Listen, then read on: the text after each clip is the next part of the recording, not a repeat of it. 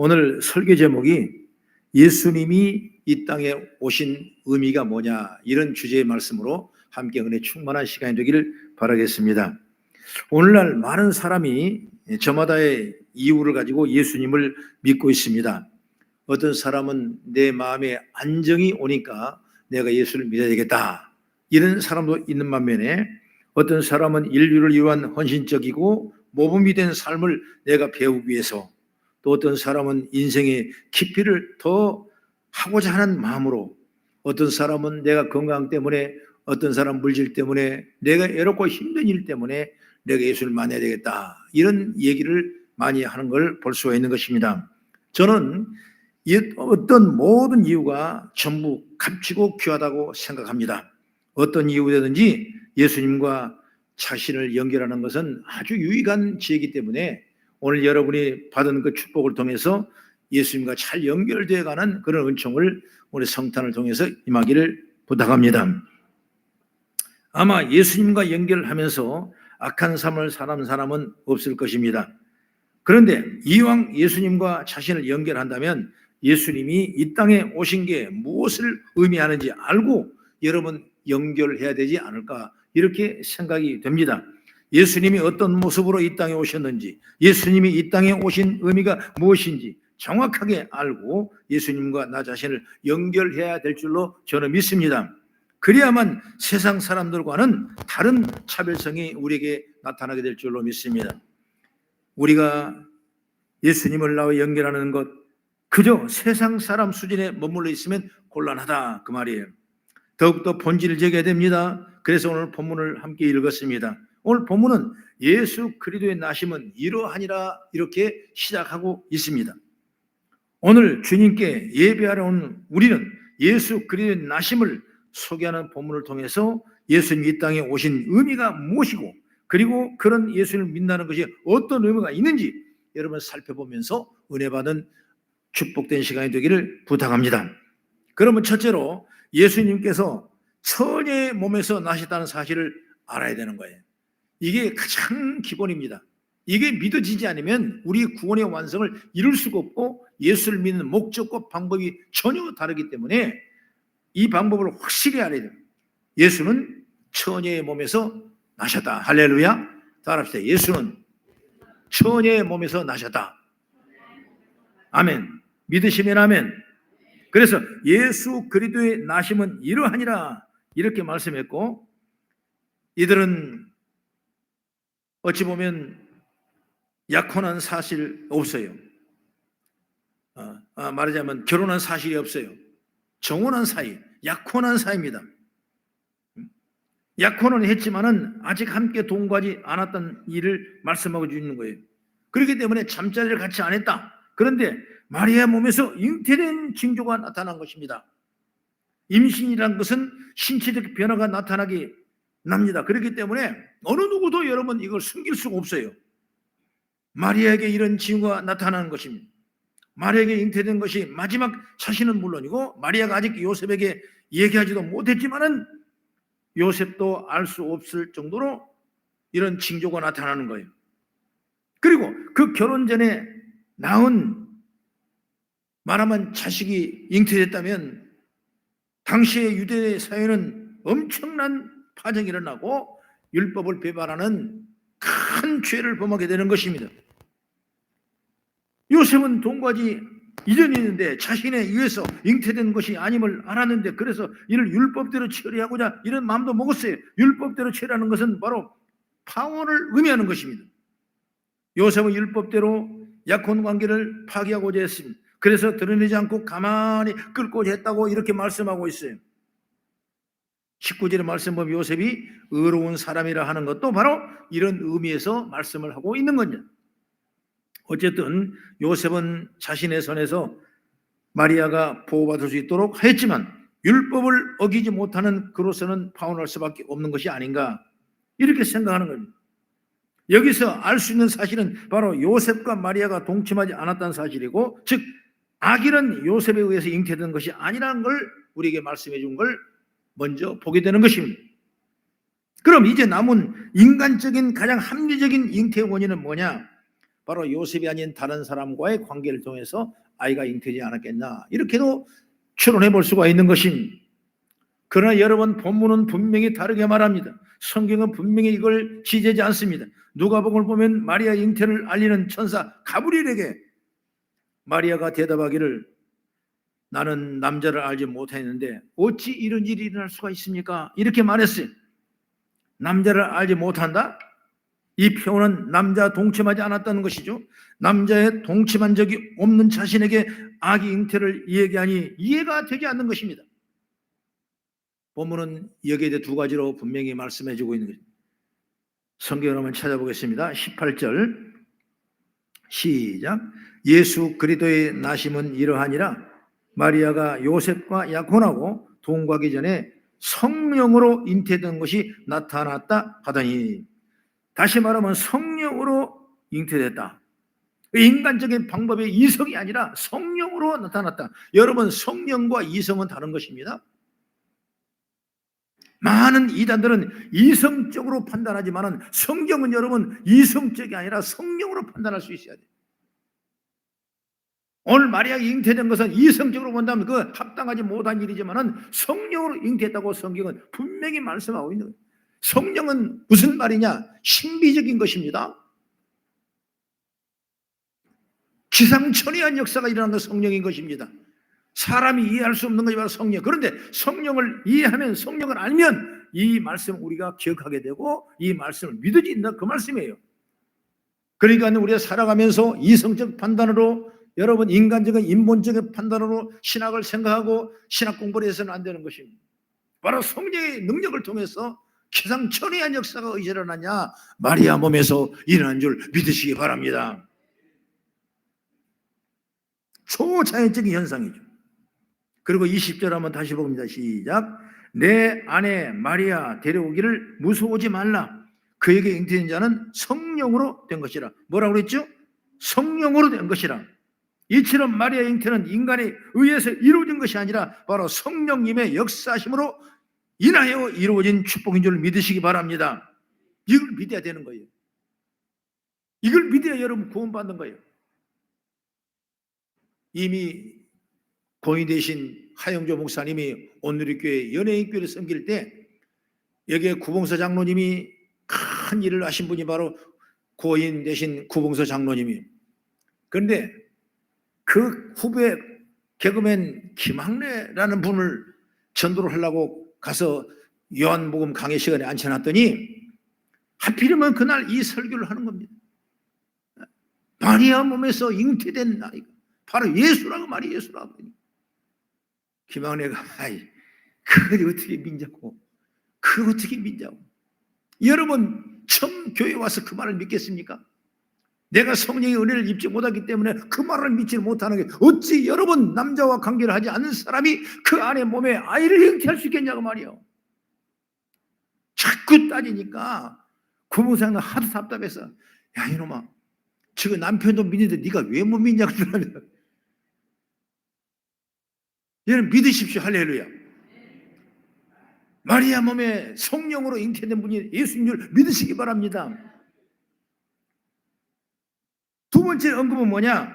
천사가 현몽 가운데 하는 말이 나타납니다. 22절 말씀 보면 이 모든 일이 된 것은 주께서 선지자로 하신 말씀을 이루려 하심이라, 이렇게 말씀하고 있습니다. 23절의 말씀에도 보라, 처녀가 잉태하여 아들 낳을 것이요 그 이름을 임마누엘 하리라 말씀입니다. 예수님이 이 땅에 처녀를 통하여 초자연적으로 오시는 것이 이미 구약에 예언된 일이고 이것이 이루어진 것임을 믿으시기 바랍니다. 한마디로 말하면 예수 그리스도의 나심은 처녀를 통해서 이루어졌다. 이게 중요한 내용입니다. 예수 그리스도는 동령을 통하여 이 땅에 오셨습니다. 예수님은 온전한 인간으로 오셨지만 그렇다고 전적으로 인간의 방법으로 오신 것은 아니에요. 예수님은 전능하신 하나님으로서 인간이 되시기 위해서 처녀를 통하여 오신 줄 믿으시기 바랍니다. 바로 이거 초자연적이고 성령의 역사다라는 말씀을 드릴 수가 있어요. 우리는 이제가는 아기 예수의 동정의 탄생에 대해서 생각해야 돼요. 여러분, 교회는 이 일을 귀중하게 여겨야 되는 것입니다. 성탄절은 하나의 행사가 아니라 정말 나의 신앙이 되고 나의 고백이 되고 예수가 성령을 통해 잉태했다는 사실을 믿는 역사가 줄 믿으시기 바랍니다. 세상 문물과 여러 과학과 여러 가지 환경 때문에 여러분 성탄 노래를 부를 수밖에 없는 이런 사실들이 여러분 얼마나 많이 나타나고 있습니다. 기독교 방송이나 선교 방송에서 구태여 나올 수 있는 것이 요즘 성탄 캐롤밖에 없는 거예요. 세상은 다 죽었습니다. 이 노래가 잠잤습니다. 어떤 장식품이나 어떤 상업적 목적으로 해서 이용될 뿐이지 여러분 진정한 신앙의 고백이 없다는 사실을 우리는 너무나 많이 깨달은 거예요. 이렇다면 우리 믿는 사람은 여러분 성령의 은혜를 입으시고 예수가 그리스도가 마리아의 몸에서 성령을 잉태했다는 사실을 믿고 전하고 하나님의 영광이 드러나는 우리의 모습이 되기를 나는 주의 이름으로 축원합니다. 이게 축복이에요. 축복이에요.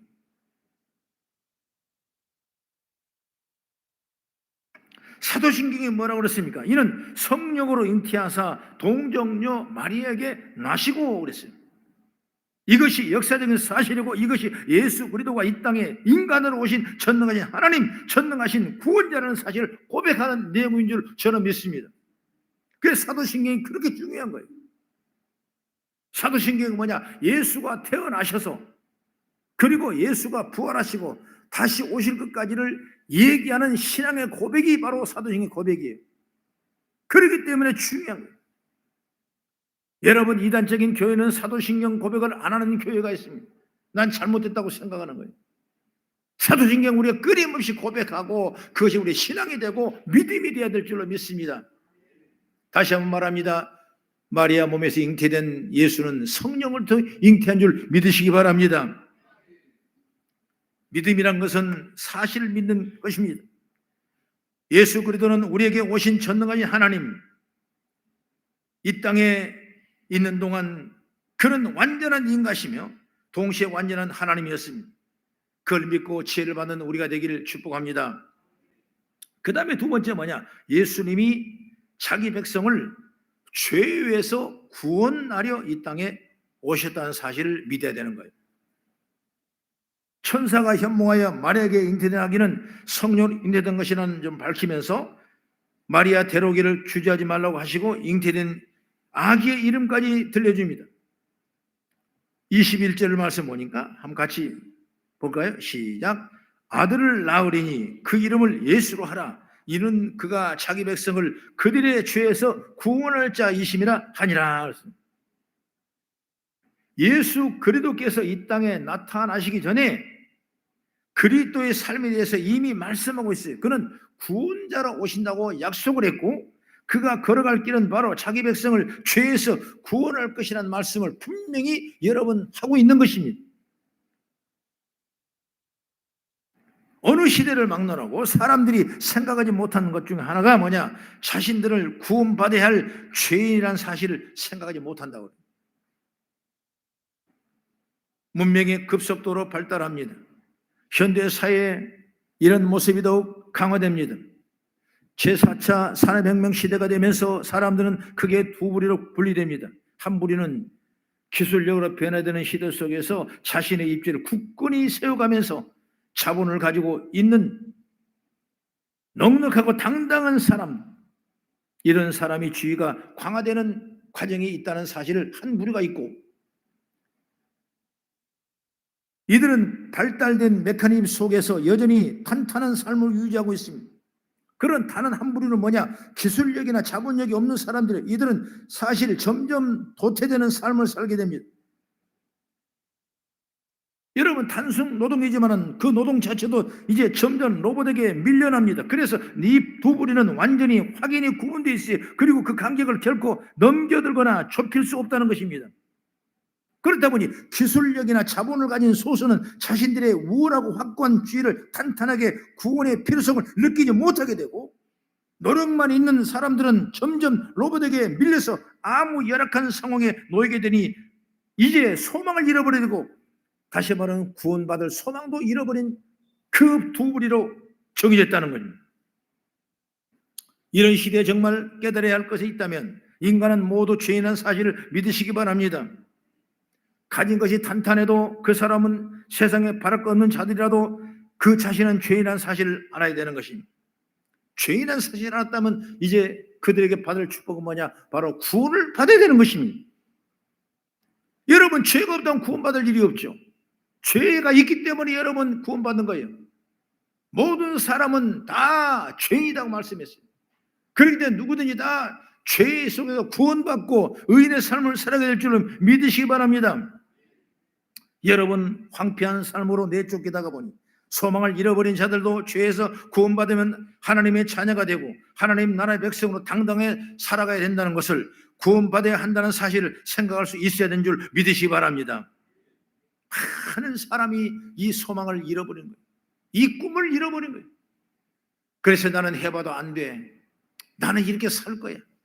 방에서 운동하게 지내고 밖에 나가지 아니하고 사람과 대화가 끊어지고 이런 엄청난 어려운 시대가 지금 살고 있는, 그렇지 않습니다. 여러분 누구든지 다 죄인이기 때문에 다 구원의 소망을 갖는 역사가 일어날 줄 믿으시기 바랍니다.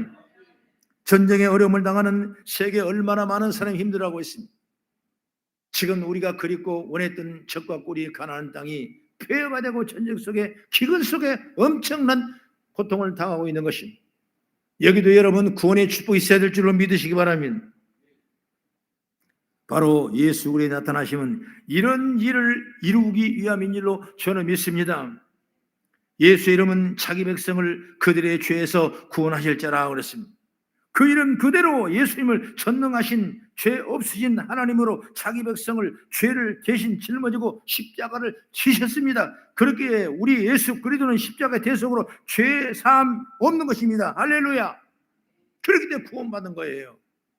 내가 죄인지가 얼마나 겁니까? 지난 과거에 지었던 죄, 지금 지었던 죄, 앞으로 지을 죄가 여러분 얼마나 많겠습니까?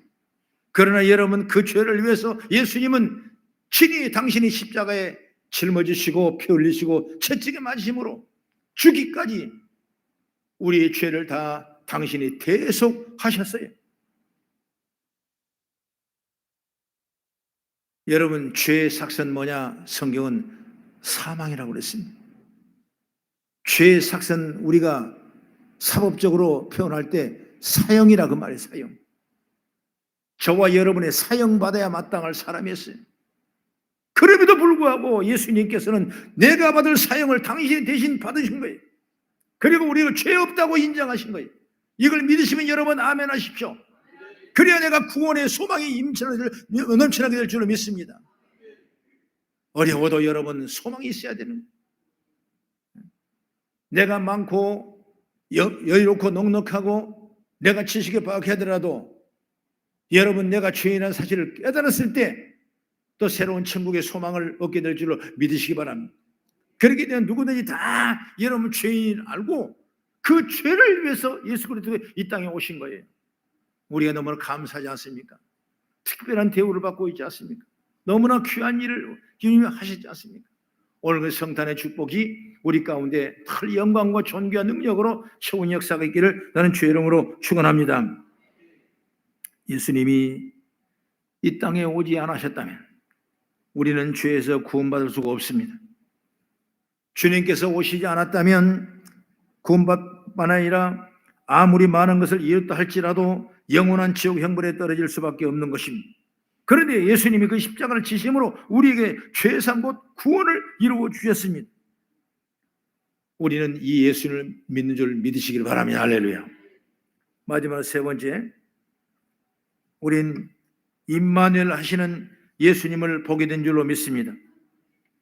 천사가 현몽 가운데 태어날 아기에 대해서 이름을 예수라고 지어주고 그 다음에 다른 이름을 지어줬는데 이사야 7장 14절의 말씀 보면은 보라 처녀가 잉태하여 아들을 낳을 것이요 그의 이름을 임마누엘 하리라 하니라. 이를 번역한즉 하나님이 우리와 함께 계시다 함이라 이렇게 말씀해서 그 말씀이 그대로 인용해서 오늘 본문의 말씀 23절의 말씀이 나옵니다.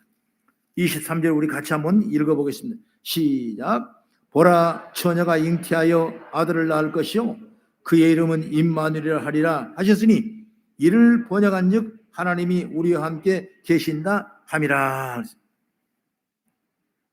예수님의 다른 이름은 임마누엘이라고 나옵니다. 그리고 임마누엘 해석까지 나와요.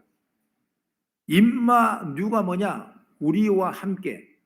임마누엘, 엘은 뭐냐? 하나님이요. 그러니까 엘이 먼저 해석되면서 하나님이 우리와 함께 하신다, 이 뜻입니다. 그 뜻이 바로 임마누엘. 그러니까 예수는 구원할 자라는 이름을 가진 자고, 그 다음에 두 번째 이름이 뭐냐? 임마누엘이라는 이름을 가진 거예요. 예수님은 두 가지 이름을 가지셨어요.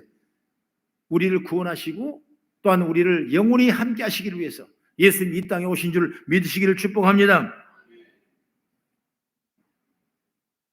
하나님이 친히 우리와 함께 하시기 위해서 예수님을 통해 이 땅에 오신 것입니다.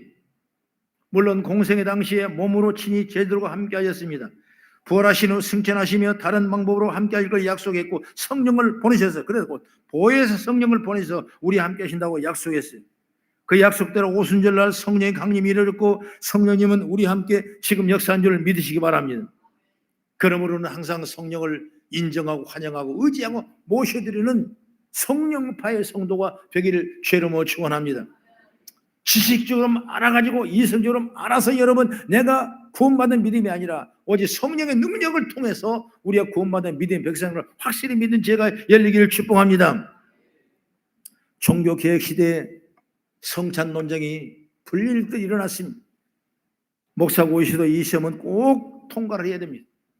로마 가톨릭 교회 신부는 자기들이 성찬을 들고 축사하는 순간 떡과 포도주가 예수님의 몸과 피로 변한다고 주장했습니다. 이것이 완전히 거룩한 주님의 몸으로 변하기 때문에 함부로 땅에 떨어지면 안 된다. 그래서 신도들이 직접 떡에 손을 대지 못하게 하고, 사제가 떡을 들고 입을 하면 떡을 집어넣어 주는 것이 바로 로마 가톨릭의 모습인 것입니다. 지붕길이라는 사람은 이성적으로 접근했습니다. 떡과 포도주는 예수님이 우리를 위해서 지키시고 흘리셨던 떡, 기념하는 것이라 말씀했습니다. 마틴 루터는 떡과 포도주는 그대로지만 그 위에, 그 옆에, 그 앞에, 그 뒤에 예수님 직접 임재하신다고 말씀하고 있는 것입니다. 칼빈한 사람 말합니다. 떡과 포도주가 변하거나 그 앞과 뒤 위도 아니고 예수님이 실제 하시는 게 아니라 영적인 임재하신 것이라고 말씀했습니다. 이렇게 선창 논쟁이 심합니다. 어떤 것들을 받아들이든 우리는 성찬을 행하면서 두 가지를 기억해야 되는, 다시 말하면 하나님이 나의 죄와 사망을 해결하기 위하여 몸을 찢으시고 피를 흘리신 것 기억하는 것이고, 또 하나님은 나와 그 예수님을 통해서 언제나 함께 하시겠다는 걸 기억하는 것입니다. 할렐루야. 그것이 바로 여러분 예수라는 죄에 대한 구원에 대한 말씀이고 임마누엘이라는 말씀이에요. 오늘 그 예수님께서는 그 피를 흘리시고 몸을 찢기심으로 우리가 구원받게 되고, 그리고 예수님 임마누엘을 통해서 우리가 영원히 함께 하신다는 것이 진정한 성찬의 의미인 줄 믿으시기 바랍니다. 오늘 우리 성탄절을 맞이했습니다. 내일이면 성탄절 예배가 축하 예배 드리긴, 이게 바로 성탄의 연속성이죠. 오늘 우리가 예수 그리스도의 나심을 살펴보는 것은 그리스도께서 이 땅에 오신 것은 우리와 함께 함이 유합이라는 걸 여러분에게 말씀드리고 싶은 거예요. 할렐루야. 어떤 행사가 아닙니다. 어떤 잔치가 아닌 것입니다. 오늘 이 날이 왜 중요한 것이냐? 그리스도께서 우리와 함께 하시기 위해서 이 땅에 오셨어요. 도성 인신했다고 말이에요. 하나님의 사람인데도 불구하고 이 땅에 사람 몸으로 그대로 오셔서 우리 죄를 구원하시고 그 고통과 슬픔과 그 아픔과 그 모든 사망의 질고를 나 때문에 죄를 지고 돌아가신 그 일들을 위해서 이 땅에 오신 날이 바로 성탄인 줄 믿으시기 바랍니다. 지금도 우리와 함께 하십니다. 이처럼 성탄절은 오늘 우리는 그냥 기뻐할 것이 아니라 하나님께 우리와 함께 하시는 사실을 기뻐해야 되고 그걸 믿어야 되고, 가장 힘들고 어려울 때도 하나님은 우리와 함께 하심을 나를 붙들어 주시고 결코 쓰지 않게 하시는 확신한 믿음을 갖고 나가는 우리가 되어야 될 줄로 믿으시기 바랍니다. 예수님이 태어나실 때 천지가 개벽이 되고 하늘의 별이 움직여서 그 별을 연구하던 동방우사들이 별을 따라갔더니 그가 바로 베들레헴이고 그 속에 있는 사람이 바로 마구간이었어요. 여러분, 예수가 태어나셨습니다. 여러분, 동방목사들은 직접 찾아와 예수님의 나심을 축하했습니다. 그리고 주님 앞에 어린 아기 예수에게 경배를 했습니다. 그리고 경배하면서 그들에게 그냥 가는 것이 아니라 값진 예물을 그 예수 앞에 내려놓았습니다. 황금을 내려놓았습니다. 그리고 유향을 드렸습니다. 몰약을 드렸습니다. 황금이란 건 우리에게 해석하면 믿음이라는 거예요. 믿음이 없이는 기쁘시게 못한다고 성경은 말씀하고 있는 거죠.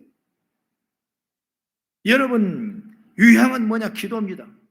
기도할 때 건성을 할 수 없는 눈물 뿌리고 희생하고 애써 몸소 부르짖는 여러분 기도가 바로 유향의 기도예요. 그 기도를 드린 것입니다. 믿음을 드린 것입니다. 그리고 몰약을 드린 것입니다. 몰약은 시체를 썩지 않도록 바르는 그 약이 바로 몰약인데, 바로 이건 우리에게 표현한 것이 바로 희생이라는 거예요. 희생. 여러분, 교회는 희생을 통해서 축복의 통로가 여러 개 될 줄로 믿습니다. 교회는 믿음을 통해서 하나님의 영광이 드러나게 될 줄 믿습니다. 여러분, 교회는 기도를 통해서 우리의 삶의 축복의 문제가 여러 개 될 줄로 믿습니다. 오늘 성탄절을 맞이했습니다. 2023년을 마무리하면서 이제 성탄절이 임하게 되는 것입니다. 저와 여러분 구원받은 백성입니다. 하나님의 자녀가 되었습니다. 예수의 그 고통과 예수의 그 질고와 예수의 온갖 희생을 통해 우리는 구원받아 하나님의 자녀가 된 줄 믿으시기 바랍니다. 그럼 우리는 뭘 드려야 될까요? 여러분, 우리는 이 귀하고 복된 이날에 아버지 앞에 뭘 드려야 될까요? 주님이 태어나신 이 날에 우리가 주님 앞에 뭘 드려야 될까요? 우리의 믿음을 드리시길 바랍니다. 믿음이 잘 되십시오. 믿음에 굳건하십시오. 믿음으로 사십시오. 오직 주만 바라보고 나아가는 지혜로운 믿음을 갖기를 축복합니다. 여러분, 기도를 드리십시오. 여러분, 마음을 다 드리십시오. 주님을 위해서, 교회를 위해서, 나라와 민족을 위해서 여러분 기도하는, 기도에 눈물을 흘리는, 기도에 향해 올라가는 여러분에게 축복합니다. 여러분, 희생을 드리십시오. 희생은 몸으로 하는 희생이 있습니다. 물질로 하는 희생이 있습니다. 마음과 정성을 들여 하는 희생이 있습니다. 내가 진정 나를 위해 구원하신 예수님이 이 땅에 오셔서 나를 위해 구원하시고 나에게 이런 귀한 구원의 선물 주셨다면 우리가 희생할 수 있는 믿음을 갖기를 바랍니다. 그래서 이번 성탄절은 주여, 내 자신 그렇게 생각합니다. 무엇을 드리면 좋습니까? 내가 이 기쁨의 이 축복을 받았는데, 내가 하나님의 자녀가 됐는데, 내가 구원받은 백성이 됐는데, 내가 지옥불의 건의를 받았는데 내가 뭘 드리기를 좋아하십니까? 여러분 마음에 놓고 하시고 우리 늘 믿음과 기도와 희생을 드려가는 아름다운 모습이 되기를 주의 이름으로 축원합니다. 그렇습니다. 오늘 우리는 예수님이 이 땅에 오신 것을 다시 담은 리바이벌 기억하는 것입니다. 전능하신 하나님인 주님은 동령에 나타난 것을 또 우리는 기억하는 것입니다. 우리를 죄에서 구원하시러 오신 것을 기억하는 것입니다. 그리고 항상 우리와 함께 하신 것을 여러분 기억하기를 축복합니다. 그러니 우리는 그런 주님과 함께 늘 살아가는 성도님들, 새로운 희망과 새로운 기쁨과 이 땅의 평화가 넘치는 은혜와 원총을 있기를 주의 이름으로 축원합니다. 기도하겠습니다.